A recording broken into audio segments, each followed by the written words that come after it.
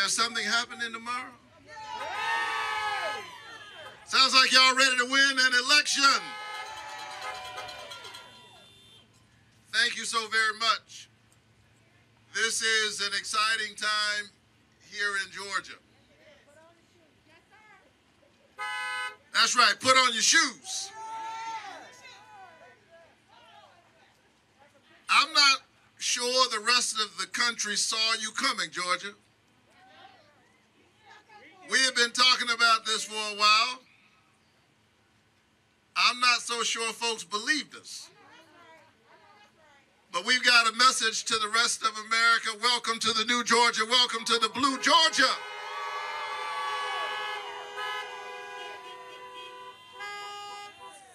Something is happening. There is a lot of energy on the ground. I've been moving all across this state, talking to the voters of Georgia. We are seeing record turnout. Over 3 million folks have voted during the early voting period. That is unprecedented, historical, and stunning.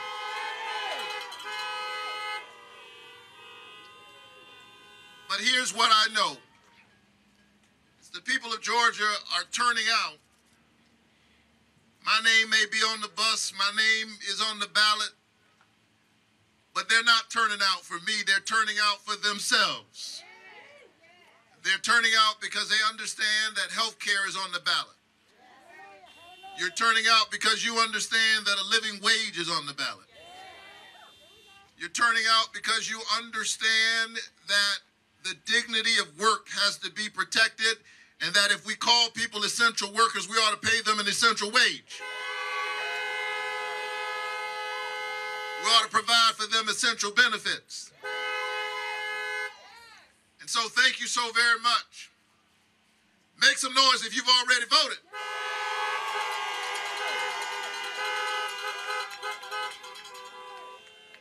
Thank you for voting. But here's the deal. If you've already voted, and I know, the folks who gather for a rally like this, I already knew the answer to that question. I mean, look, I'm a pastor. I know when I'm preaching to the choir. But even the choir needs rehearsal every now and then. So here's what I need you to rehearse. I need you, since you've already voted, I need you to rehearse that same passion and commitment to everybody you know. I need you to understand that your job is not done until you call your family members, until you call your friends, until you call your cousin and nephew, boo-boo, squanika, all of them. Call the folk who owe you money. Call Lottie, Dottie, and everybody, and tell them that the hour is late. We are down to the wire. And the only way this thing goes in the wrong direction is if we become overly confident and give in to the ghosts of complacency and indifference. We lose only by the margin of our disengagement.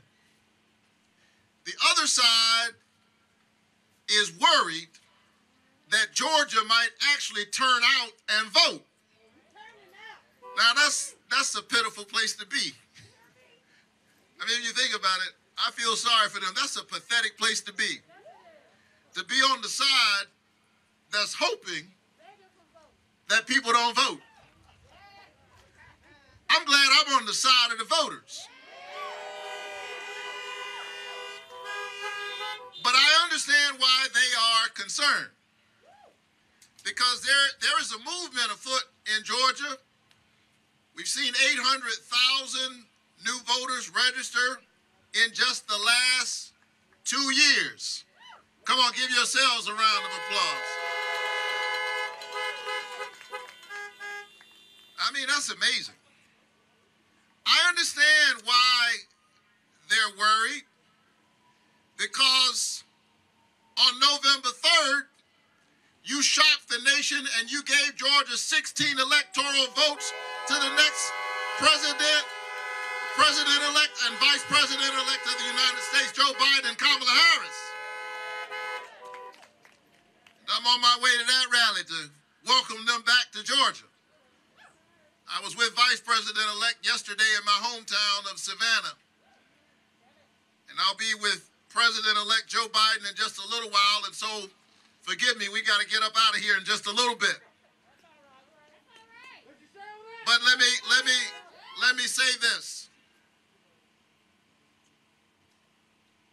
We shocked the world on November 3rd. We're looking good for early voting. Vote by mail.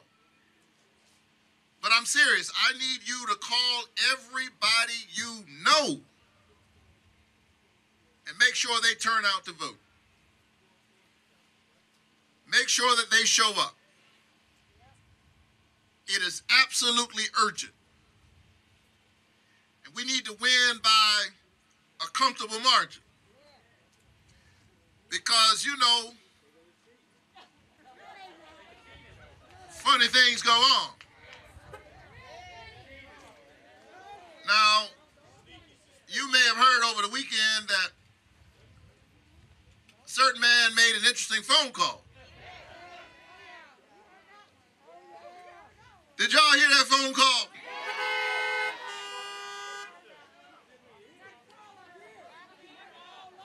I mean, with all the things that are a part of his job description, all the things he has to do, is supposed to be doing, he spent an hour on the phone.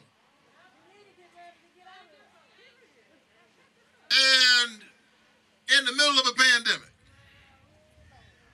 But don't just focus on the man on the phone behind the orange curtain. Because he's a part of an ongoing issue, because just a few weeks ago, there was another politician in South Carolina who called the Secretary of State in Georgia.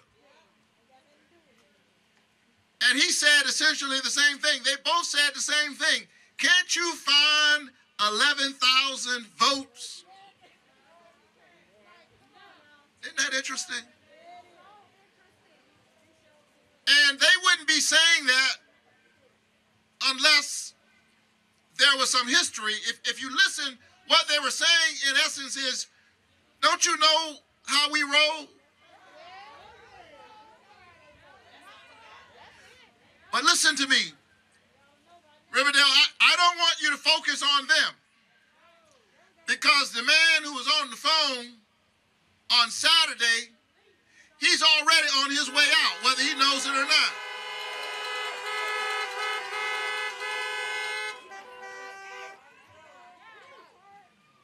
Pay him no mind.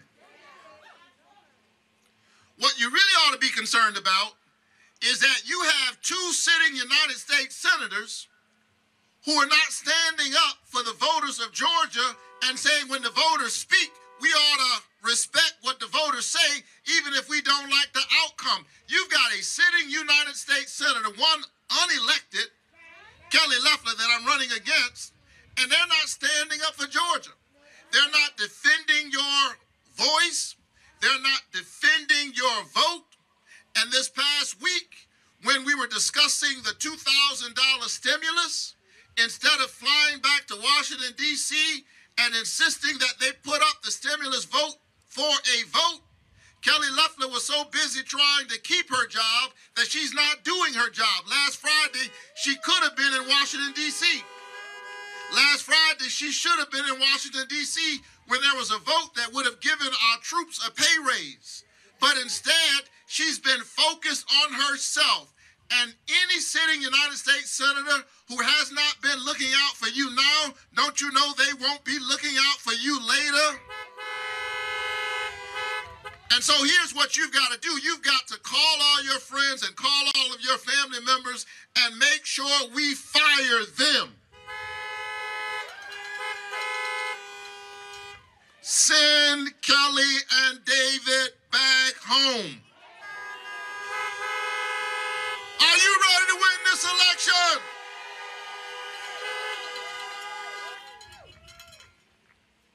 been running the most negative campaign in Georgia history. Telling all kinds of lies, trying to misrepresent my record. As we say in church, calling me everything but a child of God. Any church folk out there? I'm just checking. Scandalizing my name? Well, that's all right. I was with my mama yesterday. I got a praying mama. She's 82 years old. She grew up in Waycross, Georgia. She used to pick cotton in Waycross, other people's cotton. But the other day, the 82-year-old hands that used to pick somebody else's cotton picked her youngest son to be a United States Senator.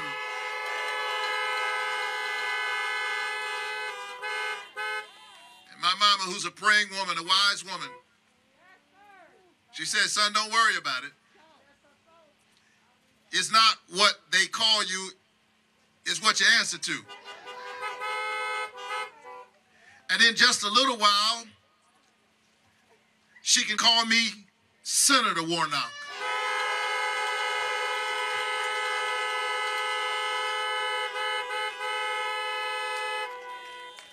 And so let's keep fighting the good fight. Let's remember what this fight is all about. Don't be caught up in the distractions, the division, the delusions. There's too much at stake. We've got to stand together. We've got to stick together. Dr. King showed us the way. He said we're tied in a single garment of destiny, caught up in an inescapable network of mutuality, and whatever affects one directly affects all indirectly. We can't be distracted by the superficial distinctions of race. The differences are actually unremarkable. What binds us together is far more interesting.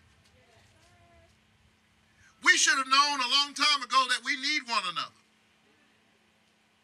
But then came along a tragic, deadly pandemic that has taken the lives of now about 350,000 Americans, 10,000 Georgians. We should have known before the pandemic that we are tied in a single garment of destiny. We should have known before the pandemic that you need your neighbor to have health care. But then there comes this airborne, deadly disease. Deadly and airborne. And if my neighbor coughs, I am potentially imperiled by my neighbor's cough. That doesn't make my neighbor my enemy. It just reminds me that I have a stake in my neighbor's destiny. Because my neighbor's destiny may well be my own. We are as connected to one another in our humanity as a cough. Every time you sneeze, know that that sneeze is reminding you that you are connected to your neighbor, so you should want your neighbor to have health care, because if she is uncovered, you're unprotected. But not only that, you should want your neighbor to have access to a livable wage. You should want their children to be able to attend quality schools so that they can take care of you and pay into your Social Security.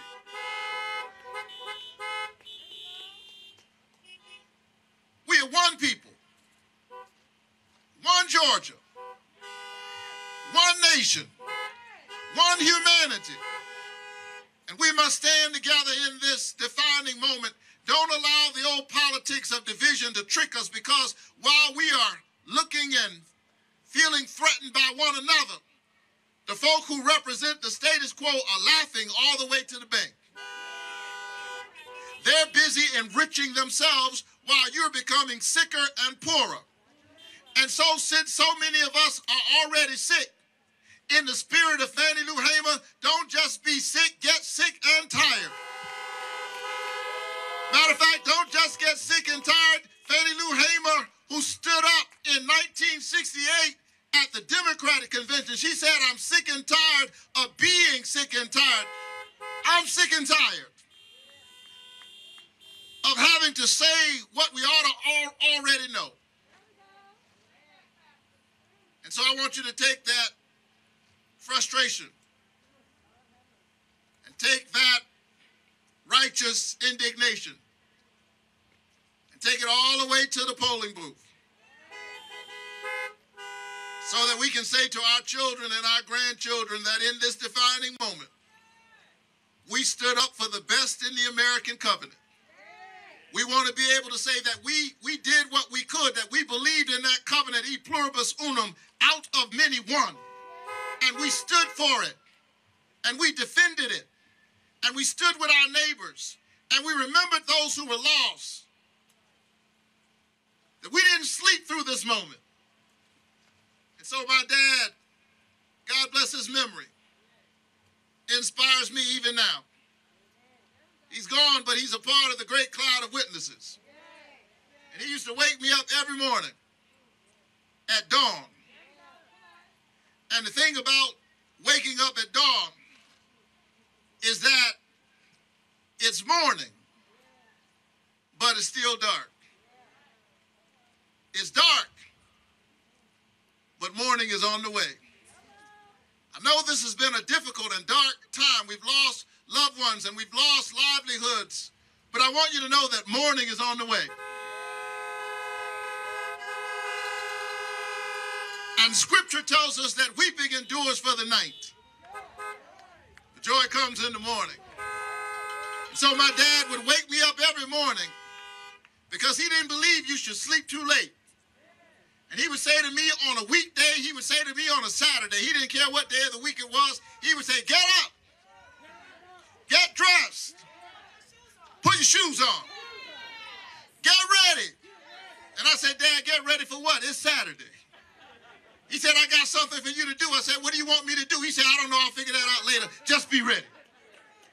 I'm glad that my dad told me to be ready because he knew that the moment would come when I would just need to be prepared. And I want you to know that in this defining moment in American history, I'm ready. I'm ready to be your next United States Senator.